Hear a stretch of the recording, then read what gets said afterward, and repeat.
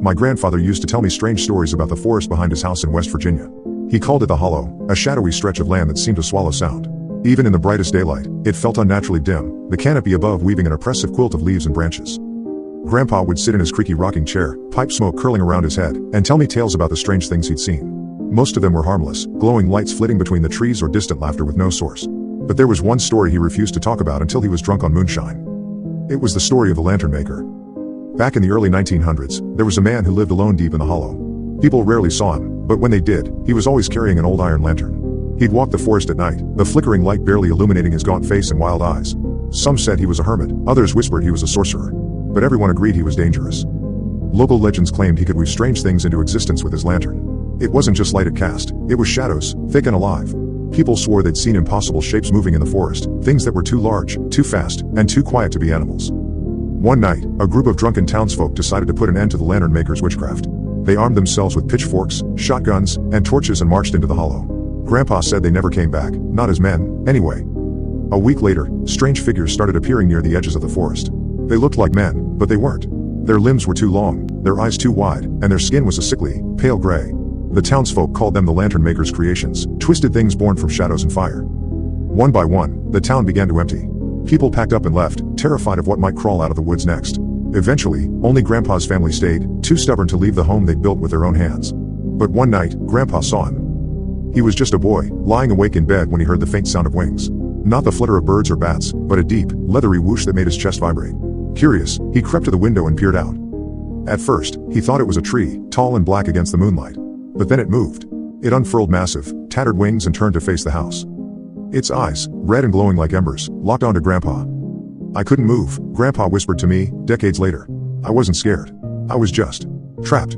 Those eyes held me, like they were pulling me out of myself. The creature stood there for what felt like hours before it finally lifted off the ground. The sound of its wings was deafening, shaking the entire house as it disappeared into the night.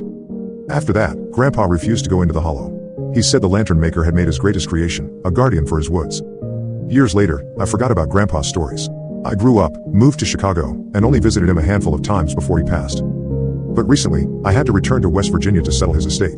The old house was in worse shape than I remembered, creaking with every step, the walls peeling like dead skin. The hollow hadn't changed, though. It was still there, dark and quiet as ever.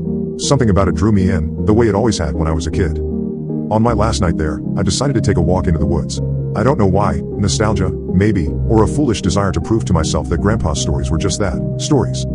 I brought a flashlight and a knife, feeling absurdly brave as I wandered deeper into the forest. The air was colder than it should have been, and the deeper I went, the quieter it got. No birds, no crickets, just the sound of my own footsteps. I was about to turn back when I saw it. At first, it was just a glimmer of light, faint and golden, like a lantern swaying in the breeze. But then I saw the figure holding it. He looked just as Grandpa had described, tall, gaunt, with wild eyes that glinted like glass in the lantern's glow. He didn't seem to notice me, his attention fixed on the lantern. Then the shadows began to move. They poured out of the lantern like smoke, twisting and curling until they formed a shape. A pair of massive wings. Long, spindly limbs. And those eyes, burning red like coals. The creature stepped forward, its talons digging into the ground as it unfurled its wings. The lantern maker didn't move, didn't speak. He just smiled. I ran. I don't remember getting back to the house. I don't remember packing my bags or getting in the car. I only remember those eyes, watching me from the edge of the forest as I sped down the highway. Now, every time I close my eyes, I see them. I hear the sound of wings in the distance, growing closer each night. I think the lantern maker isn't done with me. And I can't shake this feeling that I need to return to the woods.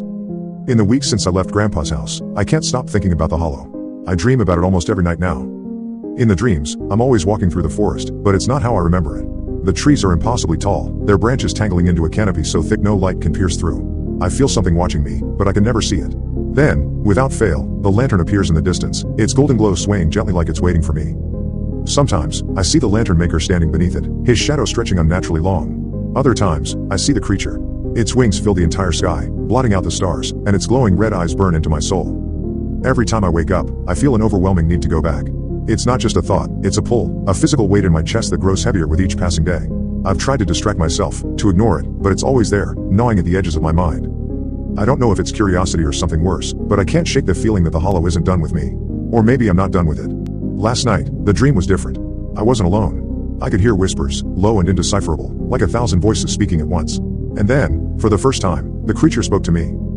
It didn't use words. It didn't need to. It was more like a thought pressed into my brain, heavy and undeniable. Come back. I woke up drenched in sweat, my heart pounding like I'd run a marathon. The feeling hasn't gone away. I think I'm going to give in. Maybe it's madness, or maybe it's something I was always meant to do. But I have to know what's waiting for me in the hollow. I have to find out what the lantern maker created, and why it's calling me.